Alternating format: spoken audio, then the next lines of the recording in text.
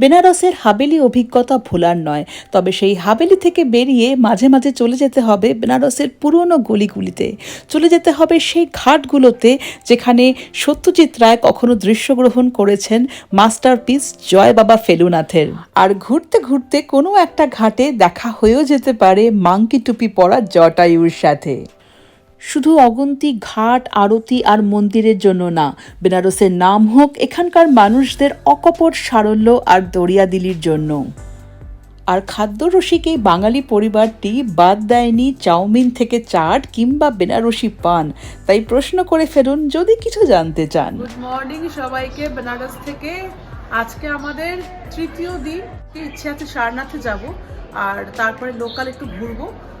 মোটামুটি এই আমাদের ঘোরা, যেটুকু বলবো এখানে প্রচন্ড ভিড় আর খাওয়া দাওয়া ভালো সব জায়গায়, একটু সাবধানে।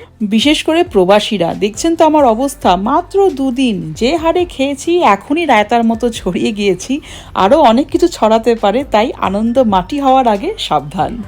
পৌঁছে গিয়েছি সারনাথে আর আমাদের প্রথম গন্তব্য থাই টেম্পল।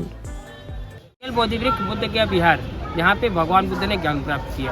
तो पेड़ का कलम करके यहाँ पे लगाया गया। वो पेड़ लाया कौन था? राजा अशोक सम्राट का बेटा और बेटी महेंद्र संघमित्रा। और यहीं से बोला गया बुद्धम शरणं गच्छामि। সারনাথ বৌদ্ধ ধর্মে বিশেষ তাৎপর্যপূর্ণতার আরেকটি কারণ হচ্ছে গৌতম বুদ্ধ এখানেই তার প্রথম 5 শিষ্যকে ধর্মোপদেশ দেন। থাই স্থাপত্য শৈলীর আদলে বানানো এই মন্দিরটি পরিচালিত হয় থাই বৌদ্ধ ভিক্ষুদের দ্বারা। থাইল্যান্ডের সরকারের এই মন্দিরটি বানানোর পেছনে অবশ্যই প্রথম কারণ বৌদ্ধ ধর্মের প্রতি শ্রদ্ধা জ্ঞাপন এবং দ্বিতীয় কারণ অবশ্যই পর্যটনকে আকর্ষণ করা। আমরা জানি থাইল্যান্ড পর্যটন শিল্পে মোটামুটি সবাইকেই ছাড়িয়ে গেছে। শরীর থাকলে আমাদের সমস্যা থাকবেই, কিন্তু মাকে দেখেছি যতই সমস্যা থাকুক ঘোড়ার সাথে কিন্তু আপোষ করে না। 80 ফিট 9 इंच। ओके, ये ऐसा मूर्ति जो अफगानिस्तान में अच्छा अच्छा तालिबान तोड़ दिया था, हाँ वही यहाँ पर 2 कॉपीज का तैयार किया गया। ये आपका 2002 से लेकर 2011 में कंप्लीट हुआ। আমাদের গাইড দাদা আরও বললেন এই বিশাল বুদ্ধ মূর্তিটি বানানো হয়েছে পাথর দিয়ে। সর্বসাকুল্যে 843টা পাথরের জয়েন্ট রয়েছে এই সম্পূর্ণ মূর্তিটাতে। এই বিশালাকৃতি বা জায়েন্ট বা মনুমেন্টাল স্ট্যাচুর সামনেই রয়েছে বুদ্ধের ধর্মচক্র স্ট্যাচু। এখানে রয়েছে কালো গ্রানাইট পাথর দিয়ে তৈরি বুদ্ধের আরেকটা স্ট্যাচু, রয়েছে লাফিং বুদ্ধা, দেখতে ভুলবেন না যেন।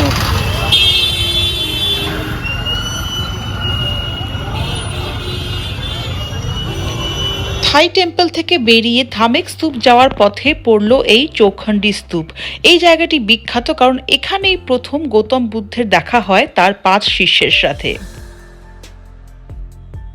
গৌতম বুদ্ধের জীবনের সাথে সম্পর্কিত 3টি প্রধান জায়গা। প্রথমটি লুম্বিনী, যেটা বর্তমানে নেপালে, যেখানে গৌতম বুদ্ধ জন্মগ্রহণ করেন। তারপরেই বোধগয়া, যেটা বিহার ভারতে অবস্থিত। বোধগয়া মানে দ্বিতীয় স্থানে বোধি বৃক্ষের নিচে বসেই গৌতম বুদ্ধ বোধি বা জ্ঞান লাভ করেন। তৃতীয় স্থানটি এই জায়গা সারনাথ, উত্তরপ্রদেশ ভারতে অবস্থিত। এখানে বারবারই বললাম গৌতম বুদ্ধ প্রথমবার তার ধর্মোপদেশ বা ধর্মচক্র প্রবর্তন করেন। আমরা জানি আমাদের প্রধানমন্ত্রী শ্রী নরেন্দ্র মোদী বেনারসের পরিষ্কার পরিচ্ছন্নতা বিভিন্ন ব্যাপারে বিশেষ রকম দৃষ্টি দিয়েছেন এবং পার্শ্ববর্তী এই ঐতিহাসিক অঞ্চলগুলোতেও বেশ কিছুটা কাজ করিয়েছেন। আমরা এখন এসেছি ধামেক স্তূপ দেখতে, তবে তার আগে এই বিশাল প্রাঙ্গণে দেখুন কত ধ্বংসাবশেষ রয়েছে, যেটা কিনা খ্রিস্টপূর্ব 3য় শতাব্দী থেকে খ্রিস্টপূর্ব 12 শতকের মধ্যে। এখানে মঠ, স্তূপ, মন্দির, শিলালিপি, ভাস্কর্য এবং অন্যান্য বহু পুরাতন কীর্তির প্রচুর সংগ্রহ কিন্তু পাওয়া গেছে। যেমন এখন আমরা দেখতে পেলাম ধর্মরাজিকা স্তূপের বিশেষ কিছু তথ্য এখানে দেওয়া রয়েছে, আর তারই কিন্তু ধ্বংসাবশেষ এখানে রাখা রয়েছে। এটা সম্রাট অশোক বানিয়েছিলেন তার সময়ে। এখানে আমরা এসছি সারনাথের আরেকটি বিশেষ দ্রষ্টব্য দেখব বলে, যেটার নাম ধামেক স্তূপ। আর এই ধামেক স্তূপ একটি গুরুত্বপূর্ণ বৌদ্ধ স্মৃতিসৌধ, যা বুদ্ধের মৃত্যুর পরেই নির্মিত হয়েছিল, যেটা প্রথমবার নির্মিত হয় আসলে সম্রাট অশোকের শাসনকালে। মানে ইতিহাস যেন গুজবাম্প দিচ্ছে। যে স্থানে গৌতম বুদ্ধ প্রথমবার তার 5 জন শিষ্যকে ধর্ম শিক্ষা দেন, সেখানেই কিন্তু এই ধামেক স্তূপ তৈরি করা হয়েছে।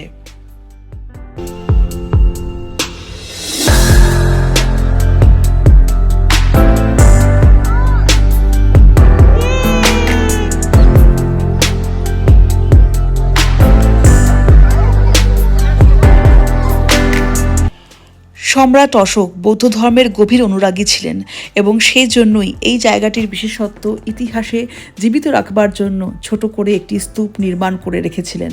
তবে বর্তমান ধামেক স্তূপটি খ্রিস্টপূর্ব 500 শতাব্দীতে নির্মিত হয়, আর এটি সম্রাট অশোকের নির্মিত স্তূপের ওপরেই ভিত্তি করে আরও বড় আকারে পুনর্নির্মিত হয়েছে। পুরো সারনাথ জুড়ে অনেক জায়গা আছে দেখবার মতো, তাই সারনাথ কিন্তু গোটা একদিনের ট্রিপ। আর এই ধামেক স্তূপের আশেপাশে বহু জিনিস রয়েছে, যেমন এই অশোকা পিলার। অশোকা পিলার এখানে দেখতে পেলেও অশোকের যে সিংহ স্তম্ভ, যেটা বর্তমানে ভারতের জাতীয় প্রতীকে অন্তর্ভুক্ত হয়েছে, সেটা দেখতে হলে তোমাদের যেতে হবে আর্কিওলজিক্যাল বা প্রত্নতাত্ত্বিক জাদুঘরে, যেটা রয়েছে এই সারনাথেই। সারনাথ থেকে বেরিয়ে আমরা সোজা চলে গিয়েছিলাম শ্রী অন্নপূর্ণা হোটেলে। আর সেখানে গিয়ে আমরা চাইনিজ থেকে শুরু করে নর্থ ইন্ডিয়ান, সাউথ ইন্ডিয়ান কোনো রকম কুজিনই বাদ দিইনি। আর সবসময়কার মতো চ্যাম্পিয়ন কিন্তু একজনই, চ্যাং।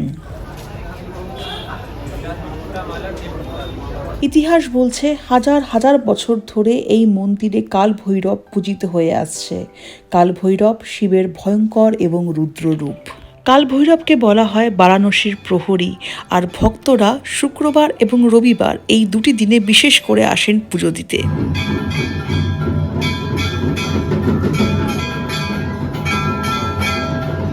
মানে এত ধাক্কা ধাক্কি না, সবটা হাড় প্রায় খুলে গেল বলে। ভালো মতো বাবারে বাবা, কি ধাক্কা ধাক্কি। অবশ্যই মনে রাখবেন, এখানেও কিন্তু রয়েছে পুরীর মন্দিরের মতো মাথায় ডান্ডা মারার রীতি। আর যদি প্রণামী পছন্দ না হয় তাহলে কিন্তু মুখ ভার করে টাকা ফেরত দিয়ে দিচ্ছে। হ্যাঁ, আপনারা কি ভাবছেন যেটা আমি ভাবছি?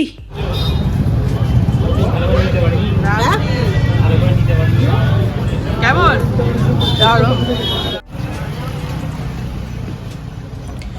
বারবারই বলছি যে বেনারসে গেলে পরে কিন্তু ঘোরা আর ঘোরার সাথে খাওয়া দুটোই সমান তালে চলবে। তবে খাওয়া দাওয়াটা একটু সাবধানে, যাতে ছড়িয়ে না যায়, মানে আপনাদের ঘোরাটা।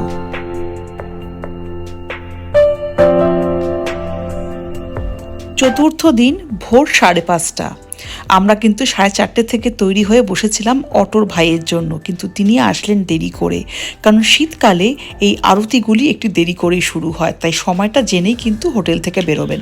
বারাণসী ব্লগের প্রথম পর্বে আপনারা দেখেছেন যে আমরা গঙ্গাতে নৌকা ভ্রমণ করতে করতে দশাশ্বমেধ ঘাটের আরতি দেখার চেষ্টা করেছিলাম, কিন্তু সেটা খুব ভালো করে দেখা সম্ভব হয়ে ওঠেনি। তাই আজকে আমাদের এই প্রচেষ্টা, চলে এসেছি আমরা अस्सी ঘাটে সকালের আরতি দেখব বলে।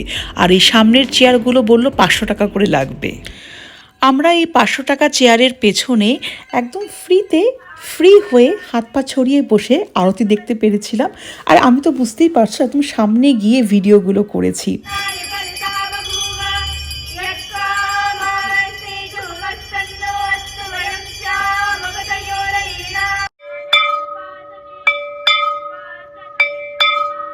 সমস্ত রীতিনীতি মেনে পুরোহিতরা এবং সমস্ত মনে শ্রদ্ধা দিয়ে আমাদের মতো সাধারণ মানুষেরা পুজো নিবেদন করলো মা গঙ্গাকে এবং শিব ঠাকুরকে।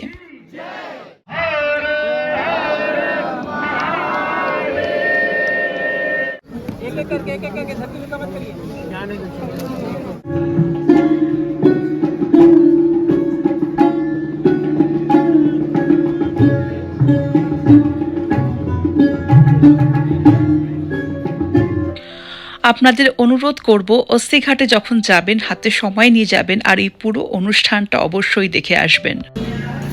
अस्सी ঘাট থেকে আমরা এখন এসেছি সংকটমোচন মন্দিরে।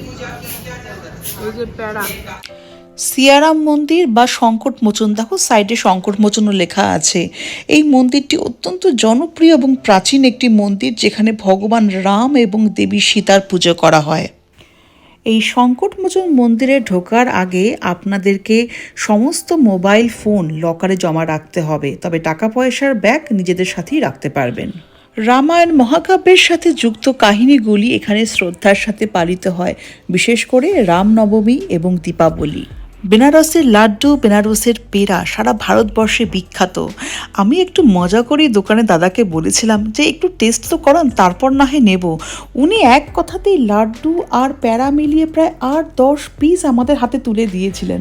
তাই আপনাদের বলেছিলাম শুধু বেনারসের চাট বা ঘাট নয়, বিখ্যাত হয়ে উঠুক এখানকার সাধারণ মানুষদের আন্তরিকতাও।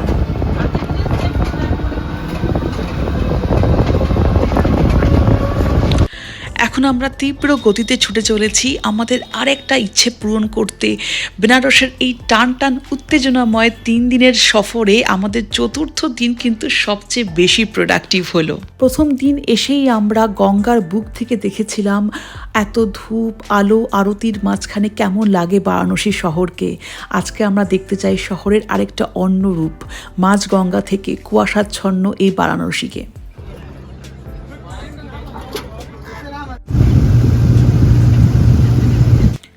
এক নাম না জানা ঘাট থেকে ধরলাম নৌকা। যদিও 80 ঘাটে আমাদেরকে বেশ কিছুটা কমই বলেছিল ঘুরিয়ে দেবে, কিন্তু আমাদের কেন জানি না মনে হয়েছিল আমরা একটা অন্য ঘাটে যাই, কারণ বেশ কটা ঘাট আমাদের ঘুরে দেখার ইচ্ছে ছিল। 700 টাকা নিয়েছিল গোটা নৌকার জন্য, আর আমরা অপূর্ব ঘুরেছিলাম সেই সকালের বারাণসী। চারিদিক কুয়াশাচ্ছন্ন, শহর ধীরে ধীরে জেগে উঠছে। সেই অভিজ্ঞতা, সেই উপলব্ধি ভোলার নয়।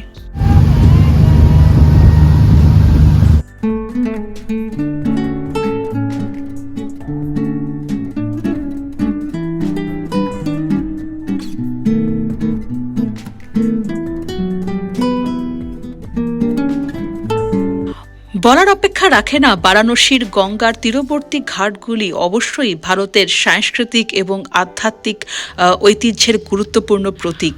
আর এই দেখো গঙ্গার বুকে চলে বেড়াচ্ছে ক্রুজ শিপ। হ্যাঁ, বারাণসীতে তুমি ক্রুজ শিপও দেখতে পারবে, কিন্তু আমি জানি না এতে আনন্দিত হওয়ার ব্যাপারটা বেশি কিনা চিন্তা করার ব্যাপারটা বেশি, কারণ আমরা কোথাও পর্যটন শিল্পের উন্নতির জন্য প্রকৃতির ভারসাম্য হারাচ্ছি।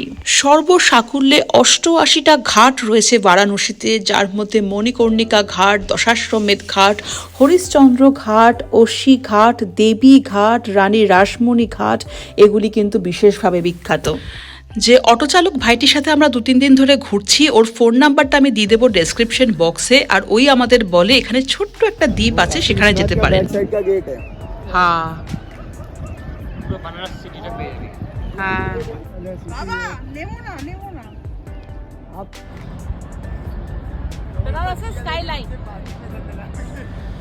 জীবনের আধ্যাত্মিক চর্চা আর মৃত্যুর পরে মোক্ষ লাভ, তাই জীবন মৃত্যু এই দুয়েরই স্থান বারাণসী। প্রবাদে আছে বেনারস মে গঙ্গা উল্টি বেহতি হ্যায়।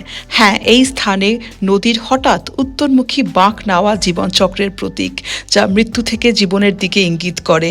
বিশ্বাস করা হয় গঙ্গার ঘাটে পবিত্র স্নান করলে আত্মা শুদ্ধ হয়। আবার ঠিক সেইভাবেই জীবনের শেষ পর্যায়ে মৃত্যুর পরে মোক্ষ লাভ।